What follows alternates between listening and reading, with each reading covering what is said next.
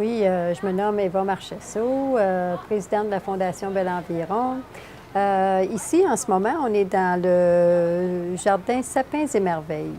C'est un jardin thématique, tout qui compte sur le sapin de Noël, soit sur la culture, sur les contes et ses légendes, puis où ça vient, puis pourquoi un sapin de Noël. C'est sûr que la culture, c'est important, puis tout le monde donne l'ampleur sur la culture, mais réellement, où ce que le sapin de Noël, ça a commencé un jour, bien, c'est encore assez intéressant. Puis moi, j'aimerais inviter les gens à venir voir justement cette partie-là qui fait que c'est assez impressionnant qu'est-ce qui se passe avec le sapin de Noël, puis pourquoi on utilisait les branches de Noël anciennement. Et puis, ici en Amérique du Nord, comme de raison, c'est ici au Québec, à Sorel, qu'il y a eu le premier sapin de Noël avec des chandelles qu'on voit dans les vieux films. Là. Bien, c'est ici, en Amérique du Nord, c'est la première place en Sorel où il y a eu le premier sapin.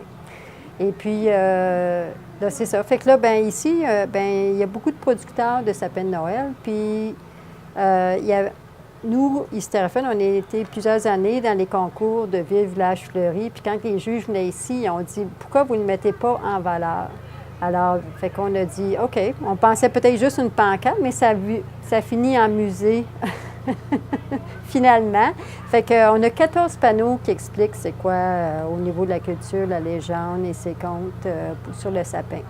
Et puis, là, c'est ça. Fait que là, moi, on était plusieurs intéressés à faire le projet, des femmes de producteurs, puis moi-même qui fait un petit peu de production, mais j'ai grandi dans les sapins. Fait que pour moi, ça m'a attirée, en même temps, de le mettre en valeur. Fait que c'est pour ça qu'on invite les gens à venir voir ici. C'est un plus, autrement dit. Et bien, les enfants, bien, pour leur donner une mission aux écoles ici, à Hystérophone puis à Saint-Malo, pour attirer plus de gens, parce qu'il faut attirer des jeunes familles ici, fait qu'il faut prendre l'école intéressante aussi en même temps. Fait que l'école a décidé d'y donner une mission, et puis sur les papillons.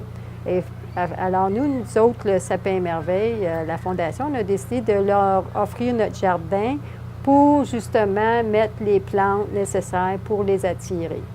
Alors, cet automne, bien, il va y avoir les élèves, quand ils vont venir en classe, bien, ils vont commencer à expérimenter.